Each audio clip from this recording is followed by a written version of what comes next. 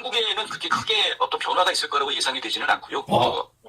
미국의 외교 정책이라는 것이 그렇게 뭐 대통령이 바뀐다고 엎치락뒤치락하는 그게 크게 일어나지는 않기 때문에요. 예. 중요한 것은 한국 정부가 바뀌면 그러면 미국의 대응이 바뀌기 때문에 한국 정부가 누가 있느냐인데 지금 뭐 어쨌든 윤석열 대통령이 탄핵이 되지 않는 한은 미국이 한반도에 대한 정책이 크게 바뀔 거라고 보이지는 않습니다. 예. 이제 다만 많은 분들이 분담금 가지고 얘기를 하시는데요. 방위비 분담금 가지고 얘기를 하시는데 그 실제로 트럼프 전 대통령이 50억 달러를 요구했던 2019년 당시에 보면은 실제 협정이 이루어졌던 액수가 1조 389억 원이었거든요. 예. 이 달러로 바꾸면 8억 달러 수준밖에 안 됩니다. 50억 달러를 요구했는데 실제 협상은 8억 달러 정도에 해준 겁니다.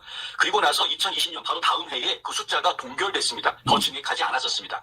트럼프는 말은 세게 했지만 실제로는 무리하게 방위비를 받아간 적이 없고요. 오히려 바이든이 대통령이 됐던 2021년에는 1조 1,833억 원을 냅니다. 무려 13.9%가 늘어난 거였고요.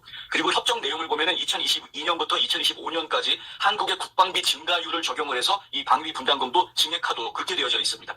한국의 국방비는 이 인플레이션에 맞춰서 증가가 될 수밖에 없거든요. 예. 바꿔서 이야기하면은 트럼프는 동결해주고 그렇게 많이 받지 않았는데 바이든이 대통령이 되고 난 이후에는 오히려 인플레이션만큼 계속해서 증액하는 그 국방비 분담금을 더 많이 받아가는 것이었었고요. 한국 분들이 이 부분을 잘 이해를 못하시는 것 같더라고요. 지금 북한의 김정은이 푸틴과 계속해서 손을 잡으면서 한국에 대한 위협을 지금 키우고 있지 않습니까? 이런 상황이라고 한다면 미국이 한국에 대해서 방위비를 분명히 더 내라고 할 수도 있을 것 같은데 그 상황에 트럼프 후보가 계속해서 어마어마한 방위비를 책정한 것처럼 얘기하고 있는 게 이게 불안감의 가장 큰 원인인 것 같습니다. 미국이 만약에 이 김정은의 도발이 계속된다면 방위비를 해리스가 되든 트럼프가 되든 대폭 올리는 그런 일이 벌어지지 않을까요? 맞습니다. 저희가 볼 때도 지금 최 부장님 얘기하신 것처럼요.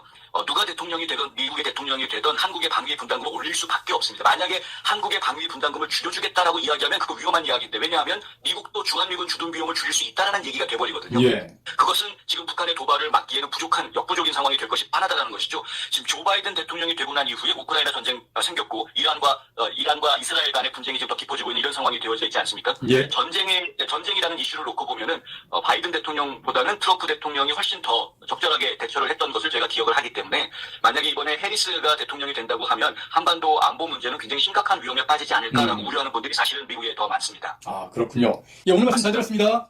네, 감사합니다.